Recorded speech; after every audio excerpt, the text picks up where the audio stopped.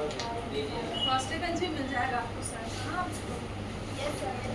Docs तो इसमें नहीं है।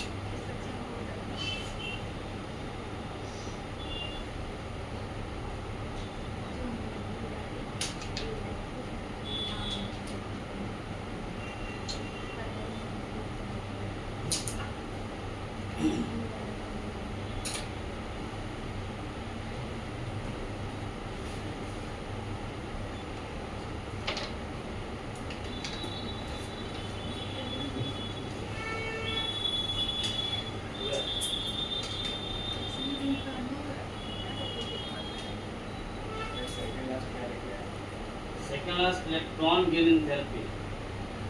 बी लिखे हैं आप वो कहाँ पर? एंथैल्पी हाँ एंथैल्पी बी मुझे वाले। लग रहा है लिखते भी हैं यार।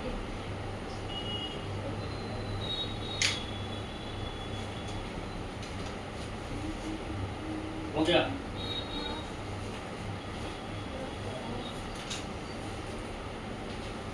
जहाँ ये कंटेंट लिखे हो गए, ये यहाँ पे ये लगाए ना, उसके नीचे ये पीटी चिपकाने का जगह अपना स्पेस छोड़ और फिर अगले पेज छोड़, क्योंकि हम लोग को पूरे पीरियोडिक टेबल के ही बारे में इंपॉर्टेंस और कंपलसरी क्या है, पीरियोडिक टेबल अपने पास होना चाहिए।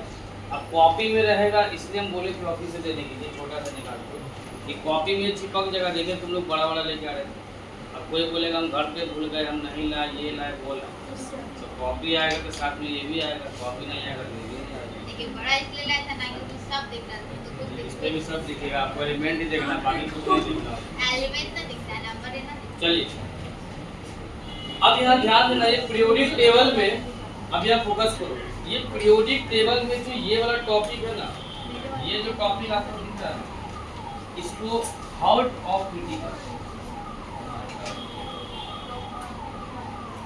अरे हॉट ऑफ ये समझ, यानी पीरियोडिक टेबल का ये हार्ट, मतलब इसके बिना फिर समझ जाओ पीरियोडिक टेबल क्या हो गया था। तो जो क्वेश्चन आने वाला है कॉम्पिटिटिव सेक्शन में, बस यही 4 टॉपिक क्वेश्चन आता है, ये सबसे भी आता क्वेश्चन है, लेकिन ये हर एक साल एक क्वेश्चन इस 4 में से किसी एक टॉपिक से, और यही 4 सबसे मेन टॉपिक है, atomic radius, ionisation energy, electron gain enthalpy और इलेक्ट्रॉन नेगेटिविटी। आज ज्यादातर इसमें से केस पूछा जाता है, खासकर मेंस के एग्जाम में। नीट के एग्जाम में तो क्वेश्चन का लेवल थोड़ा सा ठीक रहता है, मेंस का अप हो जाता है, और इसमें एक्सेप्शन से क्वेश्चन किया जाएगा, जहाँ पे बहुत सारा एक्सेप्शन निकल के आएगा इसमें। तो ज़्यादातर ये दोनों से एक्सेप्शन, ये दोनों से बहुत ज़्यादा एक्सेप्शन मिलेगा, तो एक्सेप्शन से क्वेश्चन किया जाएगा। तो ये 4 क्लास ये जो है ना, एकदम सबसे इम्पोर्टेंट सेक्शन है पीरियोडिक टेबल। लेकिन अगर आपको पीरियोडिक टेबल पढ़ना है और पीरियोडिक टेबल सीखना है, तो उसके लिए सबसे पहला और सबसे बेसिक चीज़ जो आपको जानकारी होना चाहिए वो है इलेक्ट्रॉनिक कॉन्फ़िगरेशन। इसका इलेक्ट्रॉनिक कॉन्फ़िगरेशन, अगर आपको इलेक्ट्रॉनिक कॉन्फ़िगरेशन का आइडिया है तो आप पीरियोडिक टेबल भी अच्छे से पढ़ पाओगे, आप केमिकल बॉन्डिंग भी अच्छे से पढ़ पाओगे, आप एस ब्लॉक भी अच्छे से पढ़ पाओगे। और अगर आपका पीरियोडिक टेबल अच्छा नहीं बना, इलेक्ट्रॉनिक कॉन्फ़िगरेशन का कंसेप्ट आपके पास नहीं अच्छे से है ना, तो फिर आप इस चैप्टर को अच्छे से नहीं सीख। तो इसीलिए हम जो भी चैप्टर का कंटेंट दिखाते हैं उसमें चीज़ देखना, सबके ऊपर में सब बेसिक आइडिया डालते हैं। तो सब बेसिक आइडिया इसलिए उस पर हम डालते हैं ताकि जो उस चैप्टर में चीज़ों का इस्तेमाल हो, जो चाहिए, आप पढ़े हैं नहीं पढ़े वो हम नहीं जानते, तो वो चीज़ों को हम लोग कहाँ कवर कर लेते हैं, सब बेसिक आइडिया में, ताकि वो चीज़ अब हमको आगे आने वाला टॉपिक पढ़ने में कहीं से कोई दिक्कत ना हो, पूरा 100% वो चीज़ क्लियर हो। तो इसीलिए जब ये सेक्शन किसका, ये इनऑर्गेनिक केमिस्ट्री का सेक्शन, और इनऑर्गेनिक केमिस्ट्री के सेक्शन को पढ़ने के लिए आपके पास इलेक्ट्रॉनिक कॉन्फ़िगरेशन का एकदम कंसेप्ट होना चाहिए। और आपको इलेक्ट्रॉनिक कॉन्फ़िगरेशन में पता है कि कहीं कहीं पे एक्सेप्शनल कॉन्फ़िगरेशन क्या है, एक्सेप्शनल कॉन्फ़िगरेशन आता है, और ये एक्सेप्शनल डी ब्लॉक में आता है। बताओ डी ब्लॉक में कौन कौन से ग्रुप में आता है, पढ़े तो हो गया एटॉमिक स्ट्रक्चर में, बताओ। डी ब्लॉक में एक्सेप्शन आता है कॉन्फ़िगरेशन में, बताओ कौन कौन से आते हैं, बताइए।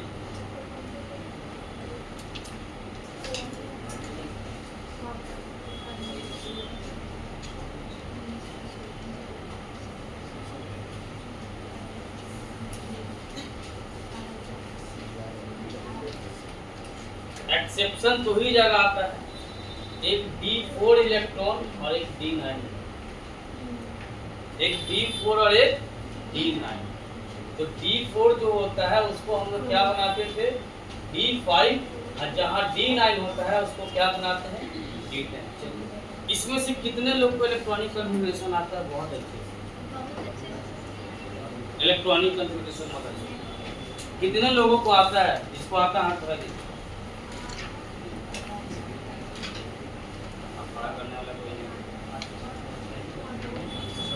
इलेक्ट्रॉनिक कॉन्फ़िगरेशन किसको आता है,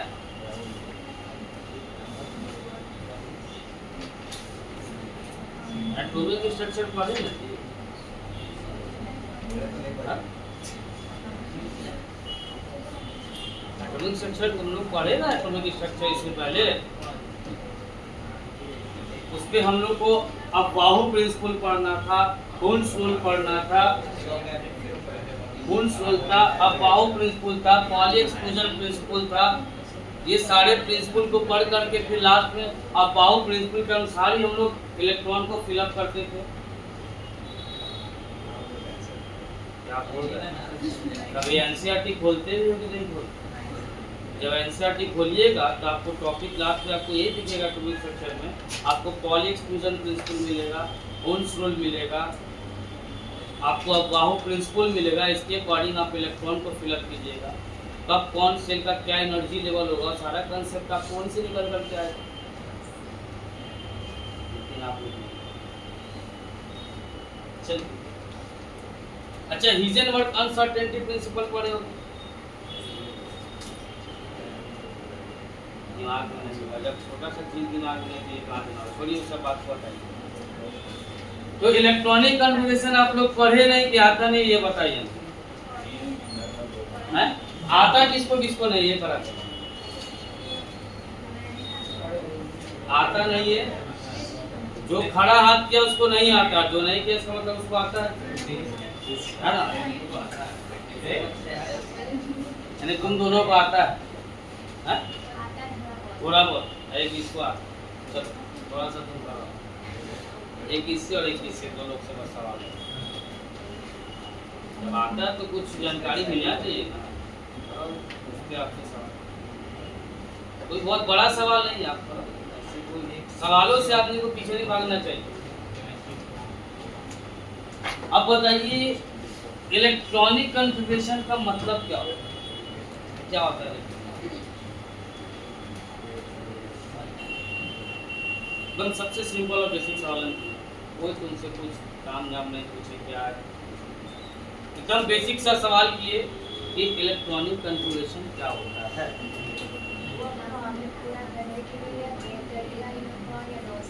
ऑर्बिट पूरा करने के लिए गेन और लॉस खड़े नहीं करता है, गेन और लॉस में चलता है मेटल नॉन मेटल केस में, वो सब रिएक्शन में पार्टिसिपेट करते हैं। इलेक्ट्रॉनिक कॉन्फ़िगरेशन में गेन और लॉस नहीं होता है। ये कंसेप्ट ही गलत है और तुम गलत कंसेप्ट बता रहे हो, ये तुम्हारा हाइपोथेटिकल कंसेप्ट। चलो तुम बताइए इलेक्ट्रॉनिक कॉन्फ़िगरेशन क्या है?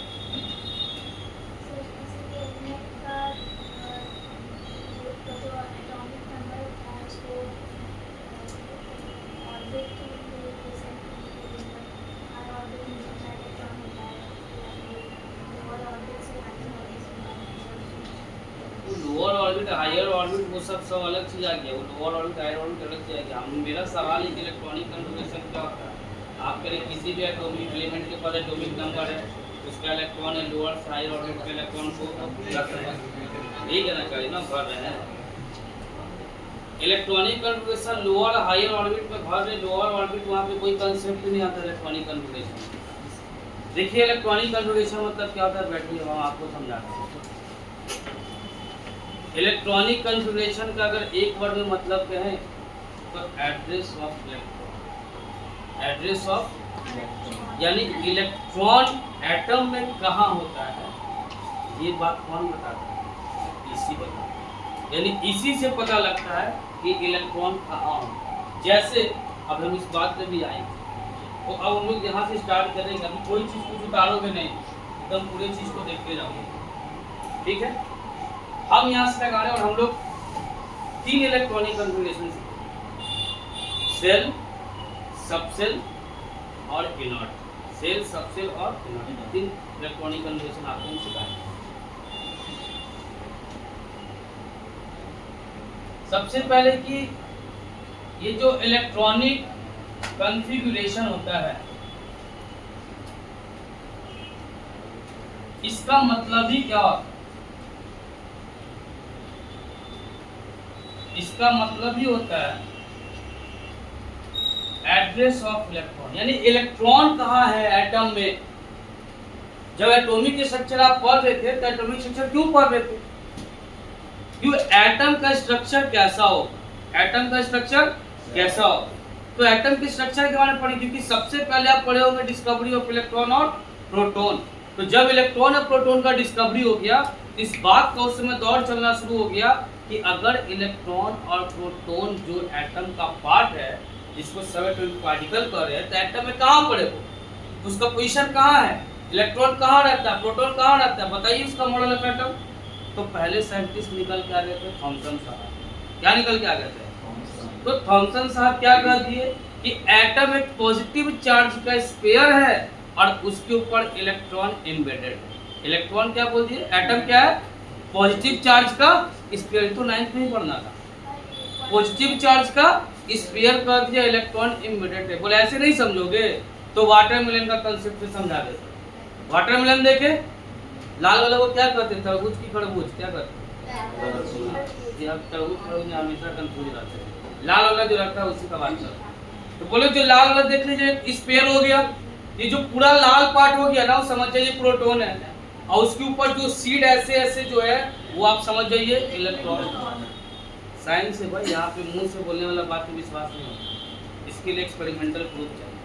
जब थॉमसन साहब से प्रूफ मांगा गया तो कोई प्रूफ उनके पास नहीं था, तो इनके मॉडल ऑफ एटम को डिस्कार्ड कर दिया गया।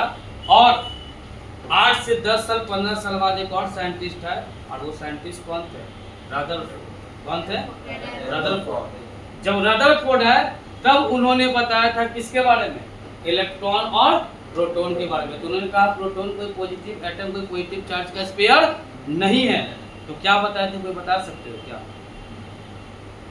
कोई बता सकते हो? हाँ, उन्होंने यही कहा, इसीलिए करते किसी भी चीज को संक्षेप में याद रखने की कोशिश की है ना। उन्होंने कहा कि एटम कोई पॉजिटिव चार्ज का स्फीयर नहीं है, एटम के पास जो पॉजिटिव चार्ज है वो एक जगह इकट्ठा है, एक जगह इकट्ठा है। और कहाँ इकट्ठा है, तो सेंटर में। कहाँ इकट्ठा है, सेंटर पे। तभी उस सेंटर का नाम उन्होंने क्या रख दिया, न्यूक्लियस। क्या बोल दिए, न्यूक्लियस नाम रख दिए। और उसके अराउंड उन्होंने कहा कि एटम का बहुत सारा स्पेस क्या है, एम्प्टी है। बहुत सारा स्पेस क्या है, एम्प्टी है। और ये कैसे पता लगा है, ये पता लगाने के लिए एक्सपेरिमेंट परफॉर्म किया। उस एक्सपेरिमेंट का नाम क्या था, alpha particle scattering experiment. Alpha particle scattering experiment. जब अल्फा पार्टिकल स्कैटरिंग एक्सपेरिमेंट को परफॉर्म किए तो हम मान लिया कि ये पॉजिटिव चार्ज है। अकॉर्डिंग टू थॉमसन एटम में पूरा पॉजिटिव चार्ज का स्फीयर है। तो अगर ये पॉजिटिव चार्ज का स्फीयर है पूरा, तो हम यहाँ से जब अल्फा पार्टिकल को पास कराएंगे, किसको पास कराएंगे, अल्फा पार्टिकल को। अल्फा पार्टिकल कौन होगा, doubly helium ionised ion. Doubly helium ionised ion, इसका मतलब इसके ऊपर पॉजिटिव चार्ज का। ये बच्चा जानता है कि प्लस और प्लस चार्ज में क्या होता है, रिपल्सन। क्या होता है, रिपल्सन। अगर ये अपोजिट चार्ज मिल जाएगा तो क्या हो जाएगा, अट्रैक्शन। तो बच्चा जानता है। तो ये कंसेप्ट को लेकर के जब रदरफोर्ड एक्सपेरिमेंट करना शुरू किए, अल्फा पार्टिकल को जब यहाँ से पास करना शुरू कर दिए, तो most of the alpha particle बिना डेविएट किए क्या किया, सीधा पास कर दिया। क्या किया, सीधा। तो अब आप ये बताओ, अगर ये पॉजिटिव चार्ज का स्फीयर होता तो क्या ये सीधा जाता, सीधा जाता, यस और नो? नहीं जाता। क्यों नहीं जाता, रिपल्सन होता। तो ये लाइन अपने पास से डेविएट कर जाता, लाइन अपने पास से क्या करता है, डेविएट कर जाता। तो मोस्ट ऑफ द 90% ये रेडिएशन था वो क्या था, सीधा चला गया। जैसे और नीचे आए तो देखिए क्या कि थोड़ा सा डेविएशन दिखा। क्या दिखा, थोड़ा सा डेविएशन। और नीचे आए तो मेजर डिफ्लेक्शन दिखा। अब फिर एक 20,000 में से एक ऐसा रे आया जो जिस पाथ पे गया उसी पाथ पे रिटर्न आया। जिस पाथ पे गया उसी पाथ पे रिटर्न आने का सेंस ये है कि यहाँ पे बड़ा सा पॉजिटिव चार्ज का हिस्सा था, तभी तो यहाँ गया, टकरा के वापस क्या कर गया, पीछे आ गया। तो इस एक्सपेरिमेंट से उनको पता लग गया था कि एटम कोई पॉजिटिव चार्ज का स्फीयर नहीं है। एटम के पास जो पॉजिटिव चार्ज है वो एक जगह इकट्ठा है। वो कहाँ इकट्ठा है, सेंटर पे। और उन्होंने उसका नाम क्या रख दिया, न्यूक्लियस। क्या नाम रख दिया, न्यूक्लियस नाम रखा। और फिर कहा कि जो इलेक्ट्रॉन है वो क्या है, न्यूक्लियस के अराउंड सर्कुलर पाथ। न्यूक्लियस के अराउंड सर्कुलर पाथ। तो हमको थोड़ा सा बताओ, ऑर्बिट किसको कहते हैं, सब इस्तेमाल आने वाला इसमें, इसीलिए हम इस पे चर्चा करें। ऑर्बिट किसको कहते हैं? मतलब पढ़ रहे हो कि क्या कर रहे हो तो समझ ही नहीं रहा, पूछ रहे थे बस, साधु संत महात्मा बन के बैठ जा रहे हैं। किसको कहते हैं ऑर्बिट? हाँ? बताओ कोई। इस क्रेडिबिलिटी से आप जो तैयारी करना चाह रहे हो, तैयारी हम कर लेंगे। जिस विजन के साथ साथ आप चल रहे हैं, वो विजन नहीं झलक रहा है कि आपका विजन क्या है। अब आप ऑर्बिट नहीं बता पा रहे, पता नहीं है कि याद नहीं है, बताइए। याद नहीं। एटम के, आप ये चीज जानते होंगे। अब यहाँ से थोड़ा सा निकलते यूनिवर्स की तरफ मूव करते, थोड़ा सा वहां पे चलते, फिर वापिस यहाँ पे आएंगे।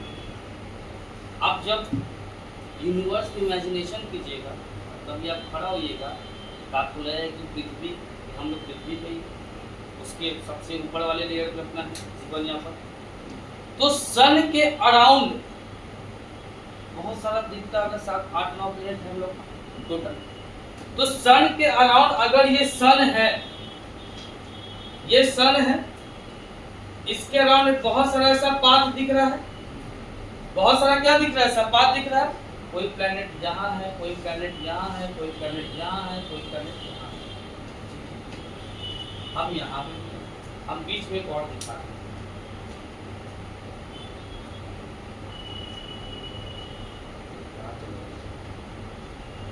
अब बताओ, हर एक सर्कुलर पाथ को ऑर्बिट नहीं कहते। हर एक सर्कुलर पाथ को ऑर्बिट, अगर कहना होता तो फिर सन के पास तो बहुत सारा ऑर्बिट हो जाता है ना सोलर सिस्टम में। तो इसका मतलब बहुत सारा क्या प्लेनेट है? कितना प्लेनेट है बताओ, कितना प्लेनेट है?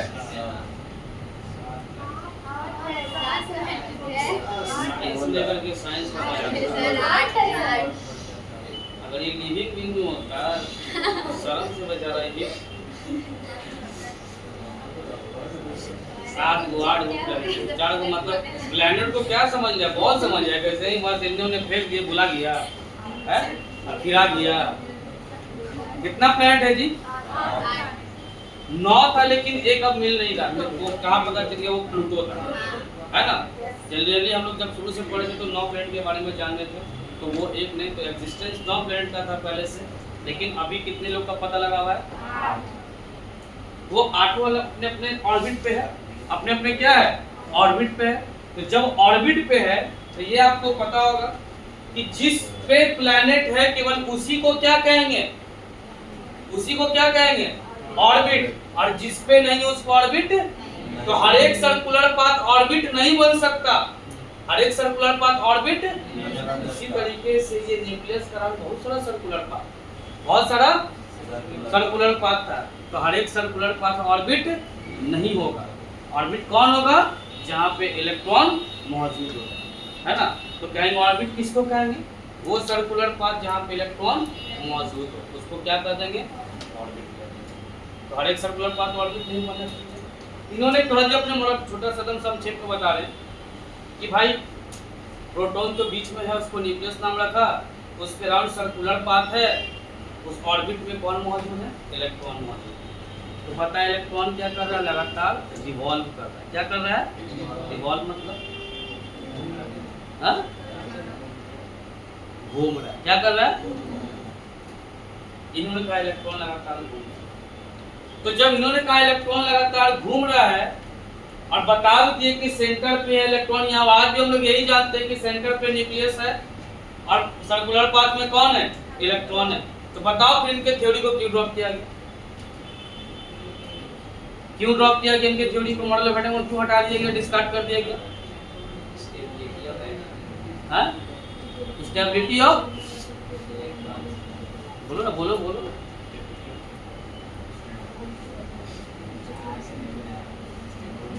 बोलो। स्टेबिलिटी ऑफ एटम नहीं बता पाए कैसे? वो बस बताया थे कि जो इलेक्ट्रॉन है वो सर्कुलर पाथ में, वो लास्ट में जाके तो न्यूक्लियस में कोलैप्स कर जाएगा। हाँ, ऐसे पूरा याद नहीं। उसके बाद एक और साहब आए, ये आए जो बोल रहे थोड़ा बहुत तब लग रहा है कि जाग रहे हो। तो एक साहब आए, उस साहब का नाम था मैक्सवेल। क्या नाम था? मैक्सवेल। अपना इलेक्ट्रोमैग्नेटिक रेडिएशन थ्योरी लेकर गया। अब वो थ्योरी में क्या कहा कि कोई भी पार्टिकल जब घूम रहा है, कोई भी पार्टिकल जब तो लगातार क्या एमिट करेगा? एनर्जी। क्या एमिट करेगा? एनर्जी। तो आपको पता है कि जब मेरा एनर्जी निकलते जाएगा तो धीरे धीरे मेरा स्पीड तो कम होते चला जाएगा। धीरे धीरे स्पीड क्या होते चला जाएगा? कम होते चला जाएगा। जब एनर्जी निकल जाएगा पूरा तो हम खड़ा रह पाएंगे क्या? फीवर लगता है तो खड़ा रह पाते हो? जब बहुत तेज फीवर है तो खड़ा होने का मन करता है?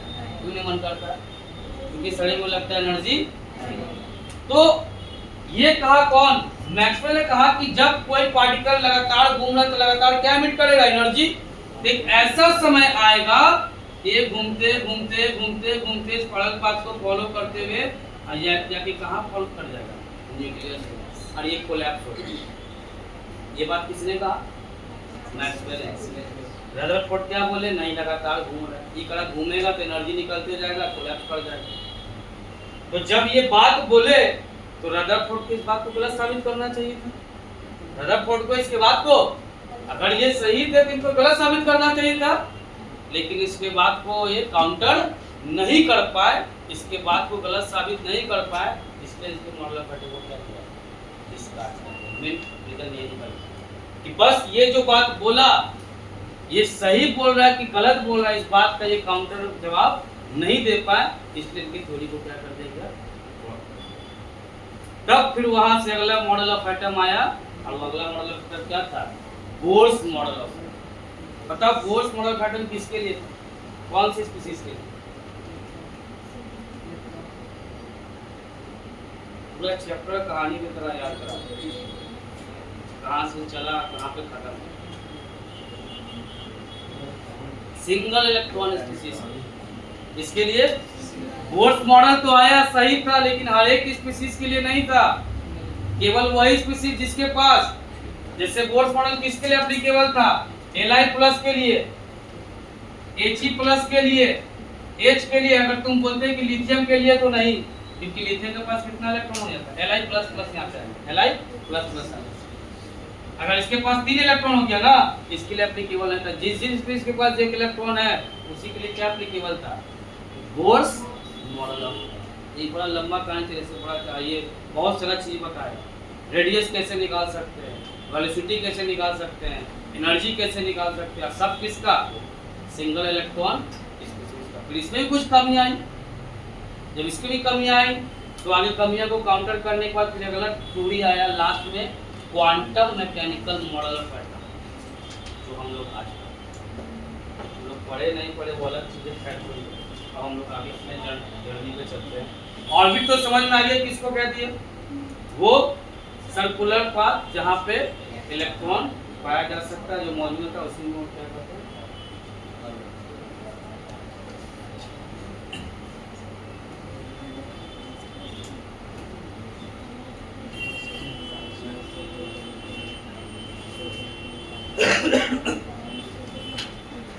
देखना है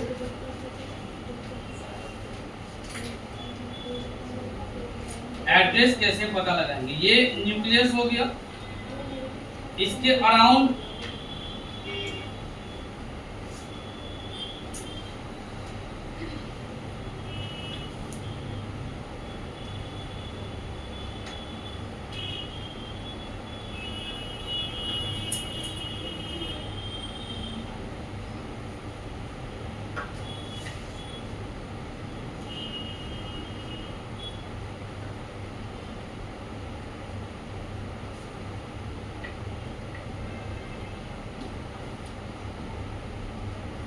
अब ये रहा, ये सर्कुलर पाथ बहुत सारा आ गया। तो इस सर्कुलर पाथ को जो सबसे बाहर वाला चीज है, तो बताइए यहाँ पे कौन रहता है? इस सब जगह कौन रहता है? इलेक्ट्रॉन। यहाँ पे कौन रहता है? इलेक्ट्रॉन। इसको मान लिए n = 1, ये n = 2, ये n = 3, ये n = 4, ये n = 2। ये सबसे बाहर वाले सेल को आप लोगों को पता है कि इसको हम लोग सेल भी कहते हैं। क्या कहते हैं? सेल भी कहते हैं। सेल को ही हम लोग क्या कहते हैं? ऑर्बिट भी कहते हैं। क्या कहते हैं? और आप इसका एक और नाम पता है क्या? Outer most shell. क्या कहते हैं? Outer most shell. ठीक, इसी को हम लोग वैलेंस सेल भी कहते हैं। कौन सेल कहते हैं? और इस सबसे बाहर वाले सेल का एक और नाम आज आपको पता चलेगा, इसको कहते हैं अल्टीमेट सेल। कौन सेल कहते हैं? Ultimate cell. इसको इंडिकेट करते हैं। यानी किसी भी जब एटम का आप ये स्ट्रक्चर ड्रॉ कीजिएगा तो जो सबसे बाहर वाला सेल होगा, सेल तो बहुत सारा मिल रहा है, 1 2 3 4 5 बहुत सारा सेल हो सकता है, तो जो सबसे बाहर वाला सेल होगा उस सेल को हम लोग क्या कहते हैं? अल्टीमेट सेल कहते हैं। क्या कहते हैं? Ultimate shell. ठीक थोड़ा सा उसके एक अंदर आओगे, जब एक अंदर आओगे तो तुमको यहां से मिलेगा, इसको कहोगे पेनल्टीमेट सेल। क्या कहोगे? Penultimate shell. तो सबसे बाहर वाला क्या हो गया? अल्टीमेट। उसके अंदर वाले सेल का नाम क्या हो गया? पेनल्टीमेट। तो ये क्या हो गया? एक अंदर आए थे ना, तो n माइनस क्या रखोगे? एक था तो अंदर n-1 के तो क्या मिल जाएगा? पेनल्टीमेट। उसके बाद ये वाला जो सेल तुमको दिख रहा है, इसको क्या कहोगे? Anti penultimate shell. कौन सा सेल? Anti penultimate shell. यानी दो अंदर है, n-, यानी सबसे बाहर वाले को अल्टीमेट, अंदर वाले को पेनल्टीमेट, उसके अंदर वाले को, और उसके बाद जितना भी बच जाएगा वो सबका सब इनर सेल। जितना बच जाएगा सबका सब। यानी बचा कौन कौन बताओ?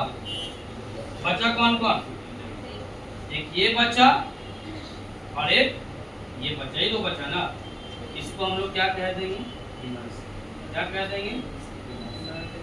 यानी टोटल सेल को 4 पार्ट में क्लासिफाई किया गया। कितने पार्ट में क्लासिफाई किया गया? 4 पार्ट। कौन कौन होता है? Ultimate, penultimate, anti penultimate, inner. कौन कौन सा बोलो? Ultimate, penultimate, inner. सबसे बाहर वाला, उसके अंदर वाला, उसके अंदर वाला, बाकी सब, बाकी सब। तो थोड़ा सा एक फोकस करते हैं आप। मान लो इतना सारा सेल, इतना सारा बड़ा, हाँ, इससे लग रहा है कि कुछ अपराध कर दिया कर रहा है। बताओ ये कौन सा सेल है? अल्टीमेट, पेनल्टीमेट, एंटी पेनल्टीमेट की इनर? Anti penultimate. समझे? तुम्ही को बोल रहा है। हाँ, ये बताइए कौन सा सेल है? इनर सेल है। पीछे ये कौन सा सेल है? इसका मतलब ये हो गया अल्टीमेट, ये हो गया और ये हो गया, और बाकी सारा हो गया। क्लियर है? तो सेल आपको पता है कि सेल को हम लोग इंडिकेट करते हैं किससे? ये आपको जानकारी में होगा, K, L, M, N और O, P। यही तक जाएगा, ज्यादा दूर तक नहीं जाएगा।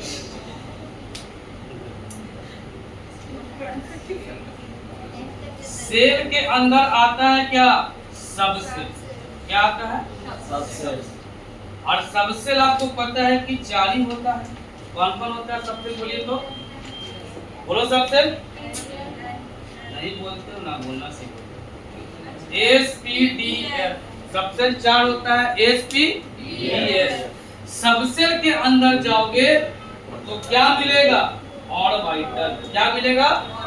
और एक ऑर्बिटल में मैक्सिमम कितना लोग रह सकते हैं? मैक्सिमम 2 ही लोग रह सकते हैं। कितना लोग रह सकते हैं? 2 इलेक्ट्रॉन रह सकते हैं। और जब ऑर्बिटल के अंदर जाइएगा तब आपको क्या मिलेगा? इलेक्ट्रॉन। क्या मिलेगा? ऐसे समझिए कि आप किसी कॉलोनी में गए, अगर किसी दोस्त को खोजना पहले कॉलोनी में जाओगे, कॉलोनी में जाने के बाद उसका क्या पता करोगे? बहुत सारा घर होगा, घर पता करोगे, जब घर पता कर लोगे तो घर में भी कई सारा कमरा होता है, वो कमरा में जाओगे तो कहीं ना कहीं कमरा में तुमको मिल जाएगा। यानी ये क्या हो गया? कॉलोनी। ये क्या हो गया? हाउस। ये क्या हो गया? कमरा। रूम। और ये क्या हो गया? एड्रेस समझ में आया कैसे इलेक्ट्रॉन मिलता है? इसलिए इसका नाम क्या रखते हैं? Address of electron. का पता लगाइए कहाँ है। इलेक्ट्रॉन को खोजने के लिए सबसे पहले कहाँ जाना पड़ेगा? सेल में। सेल से कहाँ जाना पड़ेगा? और सबसेल से कहाँ जाना पड़ेगा? ऑर्बिटल में जाएगा, तभी आपको इलेक्ट्रॉन मिलेगा। समझ में आ गया? ऐसा नहीं कि गैर के में कूद गया, भाई के में नहीं। तो ये सेल, सेल से सबसेल, सबसेल से ऑर्बिटल, ऑर्बिटल से इलेक्ट्रॉन। यानी ये क्या हो गया? Colony, house, room. और फिर आपको क्या मिलेगा? तो ये कंसेप्ट अलग, ठीक है। तो फिर इसके लिए according to Bahu principal electron fill करने के लिए एक ऑर्डर को तैयार किया गया, जो आप लोग पढ़े नहीं बाहु प्रिंसिपल। आप इसको बताना मतलब एक दो क्लास में पीछे जाना। अब यहाँ देखिए क्या उन्होंने क्या किया कि सेल और सबसेल को अरेंज किया। तो एस वाला जो सबसेल होता है वो 7 होता है, तो हम लिख लिए 1s, 2s, 3s, 4s, 5s, 6s, 7s। ठीक है। फिर P को रख लीजिए, यहां से चले 2p, 3p, 4p, 5p, 6p, 7p। फिर आ जाइए क्या? D पे 3d, 4d, 5d, 6d और 7d। क्यों नहीं होगा? क्यों नहीं होगा 7d? 4 गो D क्यों होगा? 4 गो D क्यों होगा? अब बोलबे नहीं करता। माला जपने लगता है ना ये। हाँ? क्यों होगा नहीं पता? निकालिए प्रोडक्ट टेबल, आज बताइए। निकालिए प्रोडक्ट टेबल, कॉपी में जो मिला। ये दिख रहा है? ये ब्लॉक यहाँ दिख रहा है? टोटल कितना इसमें तुमको दिख रहा है? इसका पीरियड बताओ। 1 2 3 और इसलिए डी के पास कितना चलता है? 4। कितना चलता है? 4 को चलता है। बात समझ में आ गया? पकड़िए। और एक के पास और एक दोहरी बोला था नीचे, देखिए दोहरी उसका होगा सीरीज है ना, एक लैंथेनाइट सीरीज एंड टेक्टेनाइट सीरीज। तो यहाँ पे लिख लीजिएगा क्या? 4 है, यहाँ पे क्या लिख लीजिएगा? अब इसको डायगोनली कट करना है, जैसे खुद ब खुद कट करते हैं, डायगोनली कट करते जाइए। अब इसका ऑर्डर बनाइए, ये ऑर्डर सबसे इंपॉर्टेंट है। ऑर्डर बनाइए यहाँ से। सबसे पहले कहाँ आओगे? तो यहाँ लिखोगे 1s, फिर कहाँ आओगे? 2s पे आ गए। जब इस वाले रो पे आओगे तो 2 दिख रहा है, 2p और 3s, तो पीछे से आगे आओ, यानी ऐसे आओगे, इधर से ऐसे नहीं जाओगे, पीछे से आगे आओ। तो पहले किसको लिखोगे? 2p, फिर क्या लिखोगे? 3s। तो यहाँ आओगे तो फिर पहले क्या लिखा जाएगा? 3p, फिर क्या हो जाएगा? 4s। अगला बताइए 3d और 4p और 5s। आगे बताइए 4d, 5p, 6s। आगे बताओ 4f, 5d, 6p, 7s। उल्टा मत लिखो। 7s के बाद 5f, 5f के बाद 60, 60 के बाद 70। ये ऑर्डर सबसे इम्पोर्टेंट है। इसको कहते हैं सबसेल। इसको क्या कहते हैं? सबसेल। और सबसेल किसके अंदर आता है? सेल के अंदर। अभी ना बताएं सबसेल किसके अंदर आता है? तो सेल कौन कौन होगा यहाँ पे? तो सेल यहाँ पे हो जाएगा क्या? A L M N O P Q। इसको क्या कह देंगे? सेल कह देंगे। क्या कह देंगे? यानी K के अंदर कितना सबसेल है? L के अंदर कितना सबसेल है? पी एम के अंदर कितना सब सेल है? एन के अंदर, ओ के अंदर, पी के अंदर, क्यू के अंदर। तो याद ऐसे रखना, जितना वन वाला होगा सबके, जितना वन वाला सबसेल होगा सब किसके अंदर आएगा? जो सबसेल के आगे 2 लगा किसके अंदर आ जाएगा? जो सबसेल के आगे 3 लगाएगा किसके अंदर आ जाएगा? जिसके आगे 4 लगाएगा किसके अंदर आ जाएगा? जिसके आगे 5 लगाएगा किसके अंदर आ जाएगा? जिसके बाद आगे 6 लगाओ किसके अंदर आ जाएगा? पी। और जिसके आगे 7 लगाएगा किसके अंदर आ जाएगा? बात समझ में आया? 5 कौन से सबसेल में आएगा बताइए? कौन से सेल के अंदर आएगा? 5 वाला, 6 वाला, 7 वाला, 2 वाला, 4 वाला, 4 वाला। चलिए, ये तो आप समझ गए। अब एक कॉन्फ़िगरेशन यहाँ से लोग देखते हैं, इधर तो नोट कर दिया।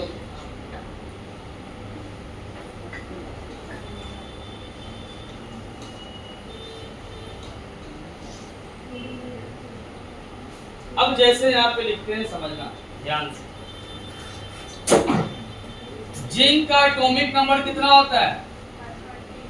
1 के साथ 1, यानी बाय-वन गेट वन सुने ना, यहाँ बाय-वन करेंगे गेट वन ऑलरेडी मिल जाएगा। बाय-वन गेट वन का कांसेप्ट है। 30 इलेक्ट्रॉन को पहले फिलअप करते हैं। स्टार्ट कहाँ से करोगे? यहाँ से। थोड़ा सवाल इसमें कांसेप्ट ले लेते हैं। यहाँ रख ले रहे हैं सबसेल। क्या रख ले रहे हैं? सबसेल। इसमें क्या रख ले रहे हैं? Number of electron. और इसमें क्या रख ले रहे हैं? ऑर्बिटल। क्या रख ले रहे हैं? सबसेल आपको पता है कि 4 ही होता है। एस पीरियोडिक टेबल खोलिए, तो दिए मिला पेपर तभी पन्ना पलट रही है। एस ब्लॉक के पास कितना ग्रुप है? ग्रुप सीधा कॉलम में चलो, कॉलम में कितना ग्रुप है? दिख रहा है कि नहीं दिख रहा है? 2 ग्रुप है, इसलिए एस के पास नंबर ऑफ इलेक्ट्रॉन कितना होता है? पी के पास कितना ग्रुप है? गिन के बताओ कितना है? 9। 6 है, इसलिए पी के पास कितना होता है? क्योंकि किसी के मन में सवाल होता है कि पी 6 से क्यों लिए, 4 5 क्यों लिए, तो सवाल से पहले जवाब यहाँ पे क्या है? डी के पास गिनिए कितना ग्रुप है? कितना है? और एफ के पास गिन लीजिए कितना होगा? 15 है। खड़ा हो, खड़ा हो। तुमको आज फादर ऑफ केमिस्ट्री बनाते। खड़ा हो, गिन 15 कैसे?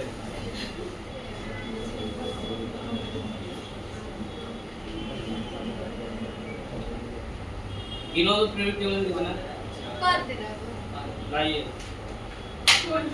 आइए यहाँ। ये जो स्टार्ट होगा सीरियम से, कहाँ से? जो एफ ब्लॉक का स्टार्ट होता है कहाँ से? सीरियम से। यहाँ से स्टार्ट होता है ना? यहाँ से गिनने होगा, गड़बड़ लिखा है, यहाँ से स्टार्ट होता है। अब गिन कितना है? समझ गया?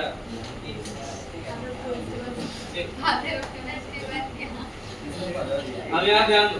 सर मेरे में अरे प्रोसेसर लेटेस्ट प्रोसेसर अपलोड कर। समझ गए? वो मिस्टेक से लिख दिया। लैंथेनाइट क्यों कहते हैं? क्योंकि इसकी उत्पत्ति हुई लैंथेनाइट से। तो देखो एले को क्या कहते हैं? अरे नीचे लिखा हुआ है, एले को क्या कहते हैं? लैंथेनाइट। तो उसके बाद से एलिमेंट को लेंगे। समझ में आ गया? थोड़ा सा गड़बड़ दे दिया, देखिएगा पीओटीएल में। चलो यहाँ ऑर्बिटल करते हैं। एस के पास कितना इलेक्ट्रॉन है? एस वाला घर के पास आदमी 2 ही है। और ये घर वैसे ही बनेगा, आदमी के हिसाब से कमरा डिसाइड होगा। आदमी के हिसाब से इस घर में टोटल आदमी कितना है? कितना कमरा का रिक्वायरमेंट होगा? अभी बताएं कि एक ऑर्बिटल में कितना रहेगा मैक्सिमम? 2 ही को रहेगा। 2 से ज्यादा 2 का पेयर लेके चलेंगे। इसके पास 2 ही आदमी है, एक कमरा में कितना रह सकता है? तो कितना कमरे की रिक्वायरमेंट होगी? एक कमरा। कितना? एक ऑर्बिटल बना। इसके पास कितना आदमी है? कितना कमरा चाहिए? 3 इसके पास कितना आदमी है? कितना कमरा चाहिए? दस। तो 5 कमरा यहाँ 5 और 8। और इसके पास कितना है? आदमी कितना है? 14 7। आदमी कितना है? कमरा कितना चाहिए? ये ना बोल तो 14 7 दोनों बोलता है एक साथ। हाँ। 1 2 3 4 5 6 7 हो गया। ये याद रखिएगा कि F के पास ऑर्बिटल 7 गो, D के पास ऑर्बिटल 5 गो, P के पास ऑर्बिटल 3 गो और S के पास ऑर्बिटल 1। अब यहाँ S में मैक्सिमम 2 रह सकता है, P में मैक्सिमम 6, D में मैक्सिमम 10 और S में मैक्सिमम 14। तो अब यहाँ से स्टार्ट करेंगे 1s से। कहाँ से स्टार्ट करोगे? तो यहाँ 1s लिखे, x में मैक्सिमम कितना रहेगा? 2। 30 लोग को बैठाना है तो पहला वाला में कितना लोग किया? पहला वाला घर में 2। फिर एक और s वाला घर था, इसमें भी कितना रहेगा? 2। फिर बाद देखो वहाँ पे क्या आ गया? p वाला मिल गया। तो p वाला मैक्सिमम क्या लोग रह सकता है? तो 6 को यहाँ भेज दिए। फिर उसके बाद कौन आ गया? फिर इसमें क्या बढ़ा सकता है मैक्सिमम? इसमें 2 को भेज दिए, जहाँ 2 को वहाँ बैठो। फिर आगे बढ़, फिर p वाला मिला, फिर p वाला घर में क्या को बैठेगा? 6 को बैठा दिया। फिर आगे बढ़, s वाला में क्या को बैठेगा? टोटल कितना आदमी हो गया?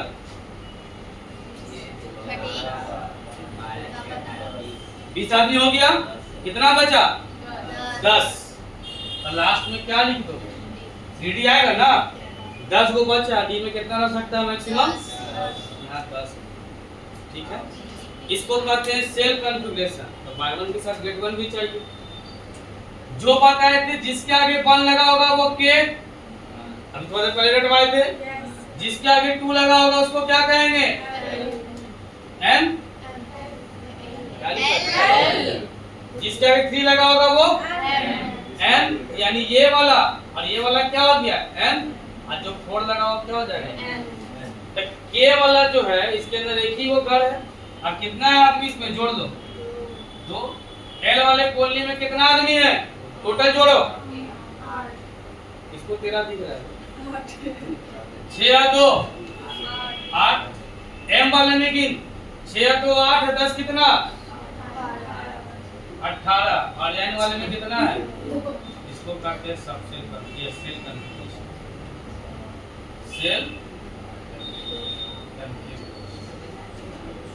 और ये कौन सा होगा? एक के साथ एक पूरी होगी, एक ये सीख और एक ये आगे। एक और एग्जांपल हम लोग देखते हैं, छोटा सा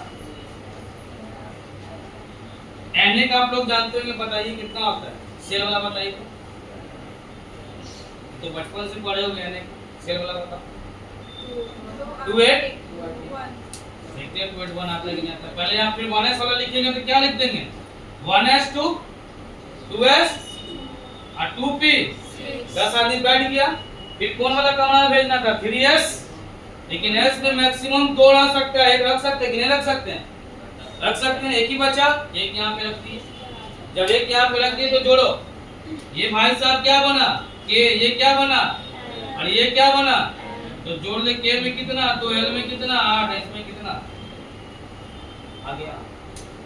तो ये बाहर वाले को कहते हैं, जो सबसे बाहर वाला आया इसी को कहते हैं वैलेंस सेल। क्या कहते हैं? Valence shell. अब वैलेंस सेल में जो इलेक्ट्रॉन मिलता है उसको कहते हैं क्या? Valence shell. क्या कहते हैं? Valence shell.